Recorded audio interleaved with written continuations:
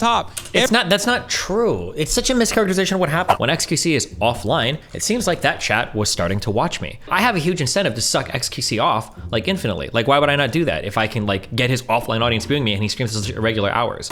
But like when Train and XQC came on and asked my advice, I got into a huge fucking fight with them. Miz was the first person that reached out and contacted me. I think I called him and I spoke with him because the problem is Adriana showed me texts. So here's what I saw for evidence. Here's another thing also that I'll let you guys know. I wonder if LSF is slanted in a specific fucking way. Come on, guys. Come the fuck on. It's not like they're not celebrating that they're brigading it. At this point, it doesn't even matter. Yeah, everybody understands that it's brigaded all the shit. There's nothing you can do about it, and it doesn't fucking matter. Just look at what is going on and hope that like Destiny will be at the very least impartial when deliberating through some of these things. Okay? And I think he has been in a weird way. His interest in seeing the fucking world burn plays a positive role in this, okay? He did this with the Fedmeister shit, where he literally leaked a Google Doc, like, implicating Pokey and... that Google Doc was already leaked. I did not leak that. It was already circulating. I was the first one to cover it. Some crazy shit, and then got like 1 million fucking views off of it, and then worked with Pokimane to reverse the narrative. He's just playing both sides to fucking always come out on top. That's not true. It's such a mischaracterization of what happened. I presented what I saw, and then Iman reached out and she wanted to like clarify her story. So I like worked with her to like see what was going on. She wanted to decide what should she leak, what shouldn't she leak to like justify her side of the shit. I gave a little bit of feedback and then she presented her thing. Like, it's not like I was playing both sides. Like, I'm just doing with whatever's presented to me. Initially, what Fed presented was pretty damning. But I learned a good lesson that day, and that's that people will present evidence that can be easily debunked by other evidence. I truly didn't think that was possible. I didn't think anybody would ever do that, and I learned that day. So I'm careful now when I talk about stuff that's being presented.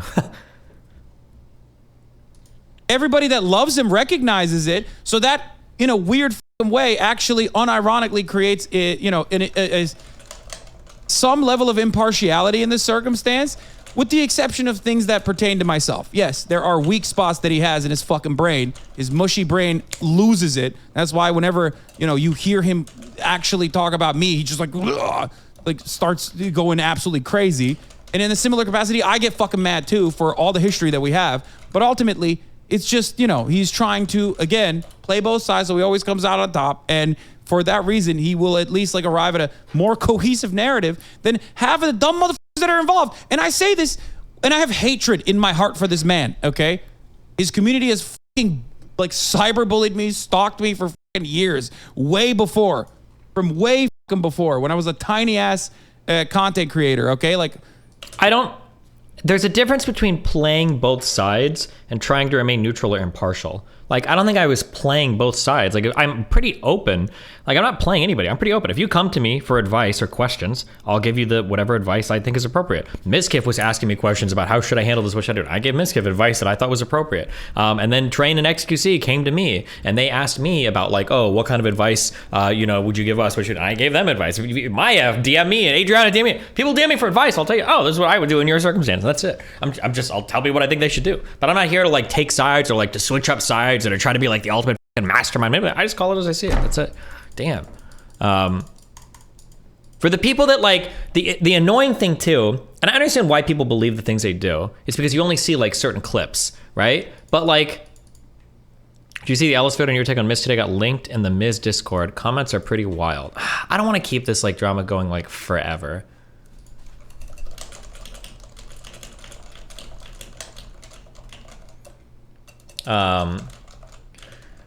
The annoying thing is that like I have an opportunity to build a huge connection over to, and I've thought about this, I think about my career. I have the opportunity to build a huge connection to Trainwreck's and XQC's community. XQC's community is a really valuable community for me to build a bridge over to. Because when XQC is offline, it seems like that chat was starting to watch me. So like I have a huge incentive to suck XQC off like infinitely. Like why would I not do that if I can like get his offline audience viewing me and he streams at such irregular hours? But like when Train and XQC came on and asked my advice, I got into a huge fight with them. Do you understand? No. The opportunity of Melina, and you to go at each other. There aren't other factors in play. That's between you and Melina. There isn't another party involved that is threatening one of you to stay silent. Whoa! Hold on. He's right. You're being stupid. Hold on. This is. I don't think Miz did anything wrong. You don't know enough to make that statement, and you fucking know it. I agree. You want to do this? I'll bet both of you, okay? $10,000 each if you want to do this, okay?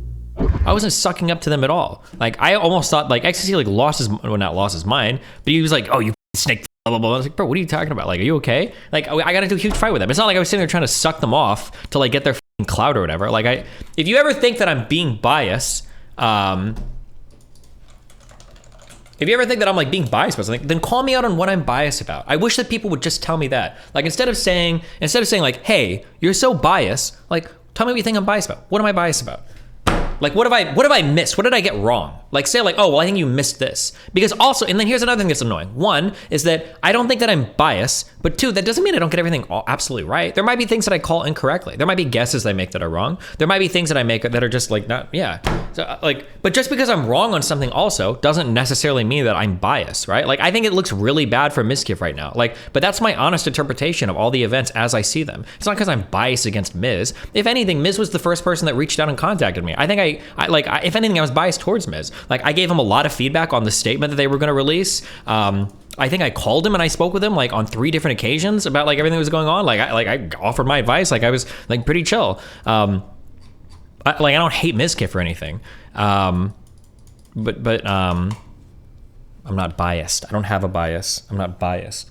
But it might be the case also. But like I've also admitted, and I try to do this as well with breaking news. I try to admit that like there are things that could come out that would there are things that could come out that would change my mind and everything. This is why I said before that like Adriana's testimony is really important about what happened in that conversation with Maya. Maya's testimony is really important. Kyle's testimony, I think he's already given it. And then I think they mentioned there's another friend there. But like, yeah, these are things that could theoretically still change the story. But right now it looks a certain way. That's all I've said. Like, if you don't like it, fuck it. You know, much smaller. I did see that there was a big thread about me calling Mrs. shit, but this is what I don't want to happen. Okay, I don't want to. What I don't want to do is like react to every comment, and then like Hassan reacts to my reaction, and then there's reactions to reactions, and you have this like ripple, is it a ripple effect? Is it like a reverberation, like a drama reverberation where you call into a cave and you're like, drama, drama, drama, and it like echoes back and forth? I don't know. Oh, it's sexual assault. What's your take on the drama? Bro, it's sexual assault. I shouldn't have a take, man. It's not patch notes. But something that I do actually, when Destiny was leaking the call, I was in Mizkif's offline chat because I just wanted to see what they were talking about. And bro, it was hilarious. I think I have the logs.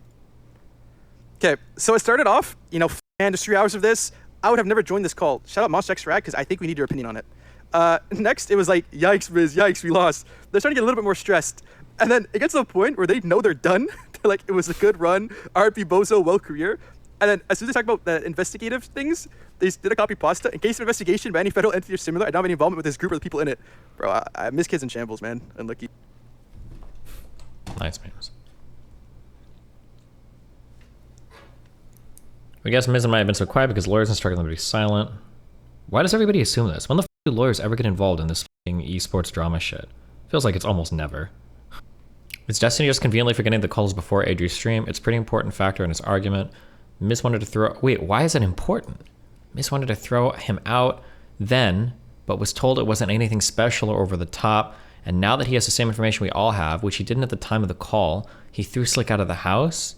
What more do people want? It seems like this is more about getting Miz's career to die off than anything else. What?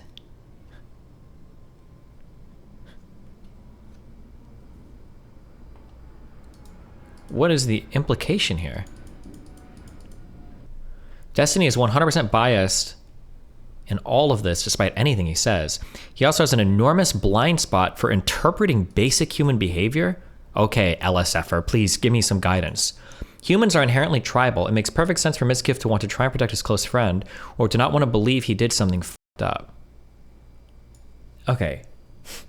The first part of your thing I agree with, but that literally serves my argument that Mizkif wants to try and protect his close friend, Slick. Of course, I'm not disagreeing with you. Or to not want to believe he did something fucked up. The problem is that it seems like everybody, Mizkif included, knew that Slick fucked up. Everybody has known about this. Apparently, it's like the most open secret in Austin. And that's why 30 girls like all have this information that, oh, is this guy an actual Our Destiny poster? Is he really? Destiny is a loser who profited off the sexual assault allegations of streamers. Thank God he is banned. Keep reading that comment. Have you seen anything about the China coup theories? No, I just heard that apparently he's locked up right now. How so? I remember he covered some sexual assault stuff, but it never came out. Bob 7 drama. The entire premise of Bob 7 sexual harass, assaulted people. I never said Bob 7 assaulted anybody. 2 streamers were part in this. In his manifesto, he marks them as redacted 1, redacted 2, because they are sexual harassment victims that he is using to cancel Bob 7 because of his own personal agenda against him. Now, with just that, it's actually not that big of a deal. Bob 7 is still a creep and is canceled, except all those alleged sexual harassment victims started turning on Destiny. This is actually true. The one girl, the disgusting gross piece of shit, Ophelia Bear, was that her name? Flipped back to Bob 7, probably because she has no friends and no future outside of being a hopeless clingy loser to that guy. And I'm pretty sure she stopped streaming or whatever because she is. Fuck her. And then Casey Tron, even though she admitted something way differently when she thought she wasn't being recorded, publicly wanted to go back on what she said. And then I don't remember who the other person was, but I mean, like, the recordings of Bob 7 saying what he said and Ophelia Bear's original testimony was what it was.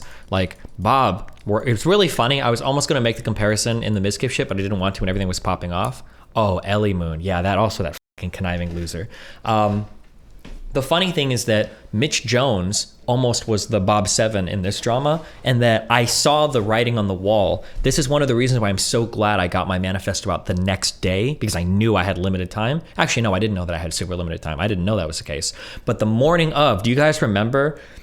Correct me if I misquote this, because I don't want to get this wrong. I think when I was quoting my Bob 7, when I announced that I was going to go live with a manifesto, it was either Ellie Moon or Ophelia Bear tweeted out something where they were like, oh, look at this clip. I just want Destiny to know that he can't speak for me. I think it was Ophelia Bear said something like that. And the funny thing was, this was one of the biggest f***ups of all time. The clip that Ophelia Bear linked was actually made by Bob 7's Twitch account. What a f*** up. So they were all working together behind the scenes. And I noticed that Casey Tron, Ophelia Bear, and Ellie Moon, and I think Bob 7, all of them started to switch to the exact same lines, saying, I think that Destiny should release the full call. I don't think that he's not allowed, or I don't consent. Oh, and it was like, oh, she didn't consent to the call being released. She didn't consent to blah, blah, blah, blah, blah. Oh, yeah.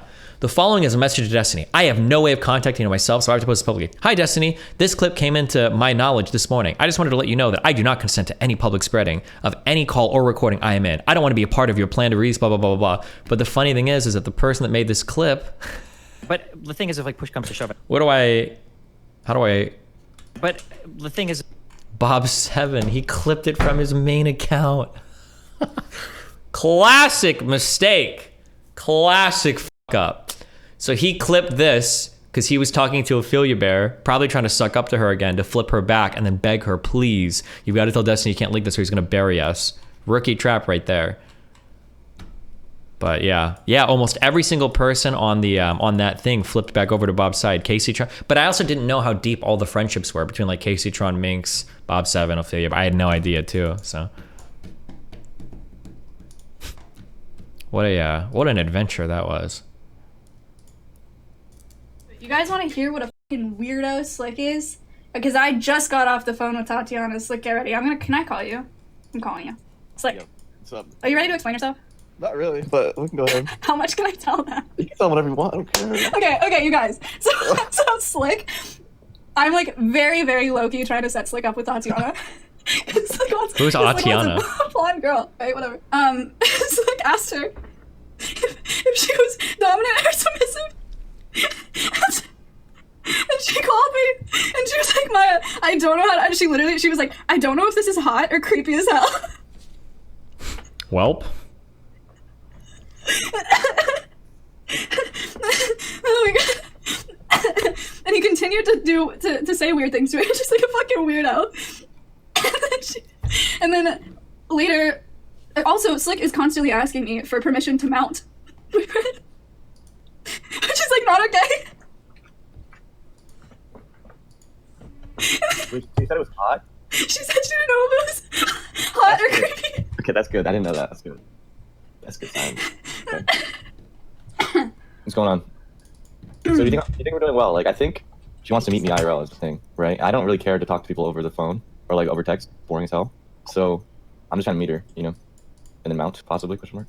Yikes, Slick. That's not a yikes. It's just how it is. Okay. This is how it is in the world, you know. There's nothing wrong with mounting someone. Okay. You guys want to hear what a fucking weirdo Slick is? Because I just. Okay, nice. Majority of LSF and LSF streamers seem not have ever.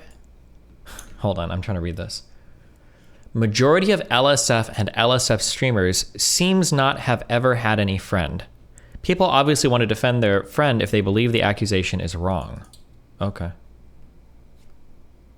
Okay, hijacking top comment. Okay. So someone wrote me a message proving they know this Kyle IRL and that he seems to be very sketchy as well as very sketchy as well at least as a trustworthy source who has nothing to gain from this. This Kyle owns a streaming team and is very much into the whole Twitch scene, as his GF named Ina seems to be an OnlyFans model, and he only got into the whole circle by letting his GF sleep with Barry. The whole friend group around Kyle and Adriana didn't even really care about the sexual assault. They were just mad afterwards. After they did everything the Austin streamer group wanted, they just got ditched to every event and party they were trying to attend to, which ultimately resulted in less views and less exposures, of course. Barry and Kyle supposedly know each other because Kyle let Barry sleep with his GF to even get into the whole circle. So this all seems to be very weird. I don't really know what to say at this point anymore. To be honest, as this whole scheme, it seems that all parties involved are sketchy, and even Train and XQC are just onto that story. Does someone get back? What is this? Do I have any evidence for any of this? Because the problem is Adriana showed me texts. So here's what I saw for evidence. Adriana showed me one text of somebody that Slick was DMing saying, I don't like it when you hang out with Adriana, she makes me weird or whatever. And then I have another source that's very close to Miz that told me that Adriana was getting basically blacklisted from parties. Those are the two things that I've seen. That second source is somebody that I definitely believe. And then the first text, unless it's doctored, but I mean, like, this could be true. Here's another thing also that I'll let you guys know. It is very, very, very rare that a complicated scheme ever exists with streamers. No offense, most streamers are dumb as fuck and can't coordinate something between just two people, let alone like 5 or 6 or whatever. It's almost I can't think of any time actually. Somebody can tell me, has there ever been like a scheme that like streamers have pulled off, like a big scheme conspiracy, like successfully? Oh, well, maybe except for crypto schemes, but those are like very intentional, like from the start, we're planning out like a crypto run. But even those aren't that complicated actually. Are they really? Like, hey, let's make a coin and rug pull. I don't even know if I would say that's like a really complicated scheme. Slicker for a year? Slickers was possible because it involved one person. Remember, as soon as you start adding people to a scheme, you're like fucked. When you get like 2, 3, or 4 people added in, you're pretty fucked. You're a scam for dyeing your hair? Yep, that's just one person. Easy to scam you.